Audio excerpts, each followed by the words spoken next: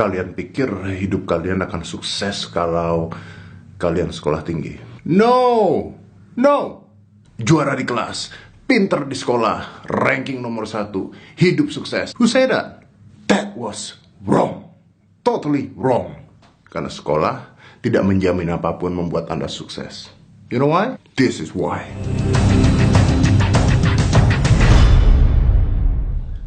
Saya sudah lama sekali pingin buat video ini.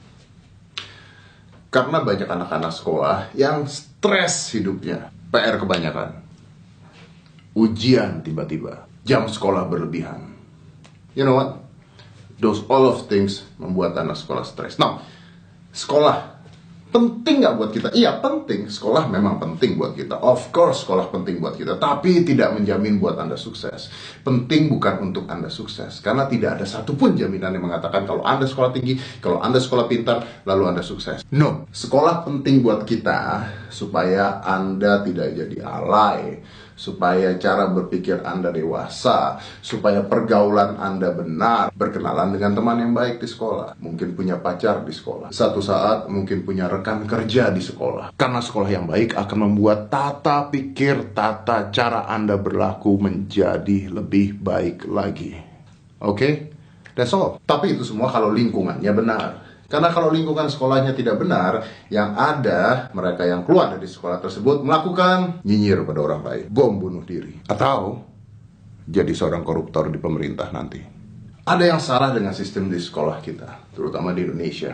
Banyak sekali yang salah. Contohnya adalah ujian nasional, oke? Dan semua orang yang menjabat berpikir tentang ujian nasional itu benar, ujian nasional itu baik, ujian nasional harus ada. Kadang-kadang nggak ada, kadang-kadang ada, perdebatan lagi dan sebagainya. Mereka lupa bahwa yang mati bunuh diri sudah ada, yang stres sudah ada, yang pinter nggak lulus, yang bodoh lulus. How is it possible?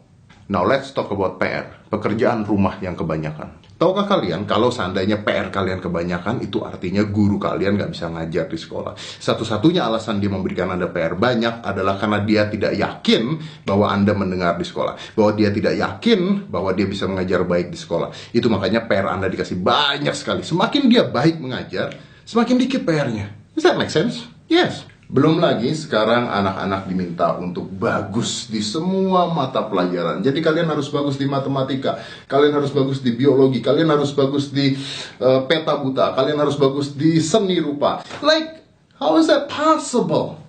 Gimana caranya? Nggak mungkin kalian bisa bagus di semuanya. Pasti ada yang jelek, pasti ada yang merah, pasti ada yang kalian nggak bisa. Saya mau tanya satu hal aja deh. Memangnya guru matematika kamu bisa fisika? Atau emangnya guru biologi kamu jago seni rupa? I don't think so. Lebih-lebih lagi yang lucu, agama merah, kalian tidak naik kelas.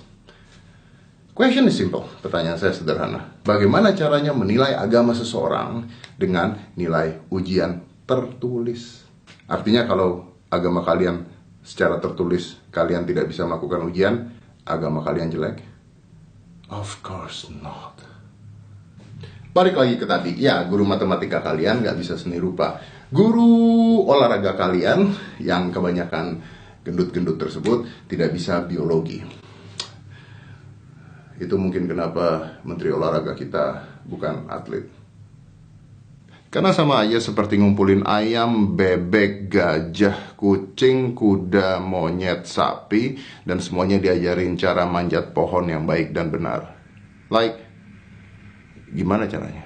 Gimana caranya mereka semua belajar hal yang sama? I don't get it. So, kalau ada pelajaran kalian yang jelek, ya sudah. Nggak usah stres, nggak usah dipikirin, nggak usah pusing pelajaran kalian jelek. It's so normal. Saya nggak naik kelas 2 kali. Did I say that? Shit. But I'm good in art. And I'm very successful. Tapi masalahnya adalah sekarang balik ke orang tua kalian yang pastinya mungkin nggak nonton video ini, jadi kalian minta orang tua kalian untuk nonton video ini. Orang tua kalian meminta kalian untuk pintar di sekolah, rajin di kelas, mengerjakan semua pekerjaan, dan kalau bisa ranking 1 di sekolah. Dengan begitu hidup Anda akan sukses. That's bullshit. No. Tahukah Anda, mereka yang ranking-ranking 1, 2, 3 di sekolah, menurut survei kebanyakan 80% dari mereka akhirnya kerja di kantoran dan kerja sama orang seumur hidupnya? Yes, that's a fact. Mungkin kebanyakan ilmu tidak bisa mengambil keputusan. Semuanya mengikuti textbook. Oke, kerja sama orang aja.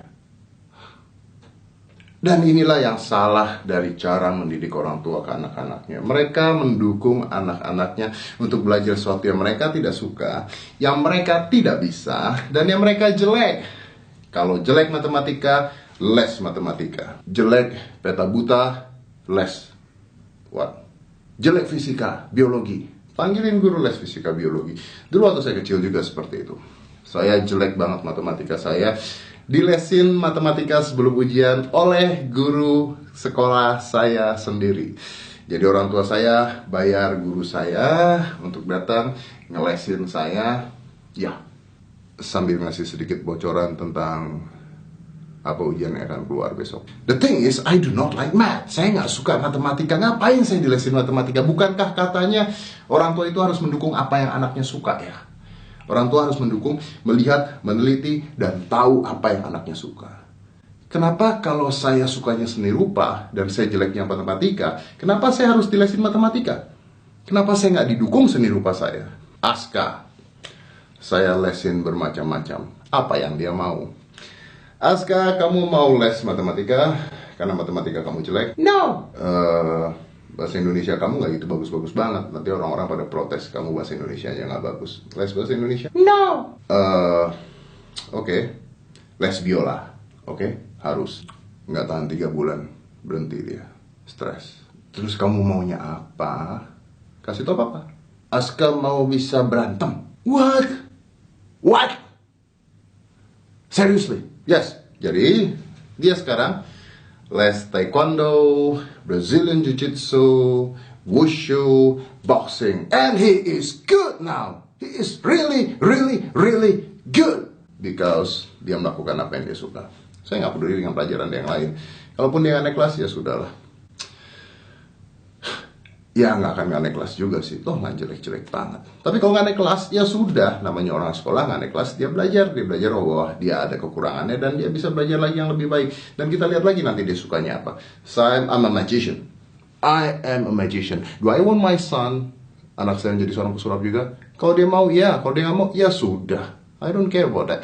Manusia punya jalan suksesnya masing-masing. Jangan dipaksakan. It is not how it works. Sukses tidak bisa dibentuk oleh orang tua. No, doesn't work like that. But now we have another problem. Kita punya masalah baru sekarang. Zaman ini adalah zaman di mana banyak anak-anak pintar, banyak anak-anak sekolah tinggi gak punya kerjaan. Kalau zaman dulu mungkin kalian sekolah sampai SMA, kalian bisa kerja, bisa mandiri dan sebagainya. Lalu kalian of course mau S1. Oke. Kalau S1 gajinya lebih bagus. Tapi tahukah Anda bahwa sekarang jumlah S1 jumlahnya berapa? Banyak banget. Pertanyaan saya, Anda kuliah selesai S1, lalu mau kerja apa? Hah? Saya kemarin kenalan dengan supir Grab S1 hukum. Seriously? Saya kenal dengan seorang wanita cantik S1 akuntan, kerjanya jadi SPG. Oh my god. Karena nggak ada yang terima dia kerja. Karena S1 akuntan jumlahnya ada jutaan. Oh that's it. So what you gonna do? What you gonna do? Lalu kalian mau apa habis itu? Kuliah, oke. Sekolah, oke. Cari koneksi, cari kenalan, cari teman, iya. Jamin jadi sukses. That's not how it works. Bukan gitu caranya. Tunjukkan video ini ke orang tua kalian. Mungkin setelah itu orang tua kalian akan sangat benci pada saya. But this is the fact. Kasih tahu mereka bahwa sekolah atau belajar atau apapun itu bukan artinya kalian harus pintar dan hebat di segala bidang. No, it's not like that. Tapi kalian harus menemukan apa yang ada di dalam hati kalian. Apa yang kalian benar-benar suka. Apa yang kalian benar-benar mau. Dan you know what? Do it. Konsentrasi ke hal tersebut. Karena yang namanya hidup itu Dan yang namanya tidak bekerja dan sukses itu adalah ketika Anda mengerjakan sesuatu yang Anda suka. Ketika Anda mengerjakan sesuatu yang Anda suka, Anda tidak pernah bekerja seumur hidup Anda. You will be happy. Di zaman dulu, satu-satunya tempat pendidikan adalah sekolah. Zaman sekarang tidak. Zaman sekarang pendidikan ada di mana-mana. Anda buka laptop, Anda buka Google, Anda buka komputer Anda bisa belajar banyak hal yang bahkan mungkin guru Anda tidak tahu dan tidak bisa.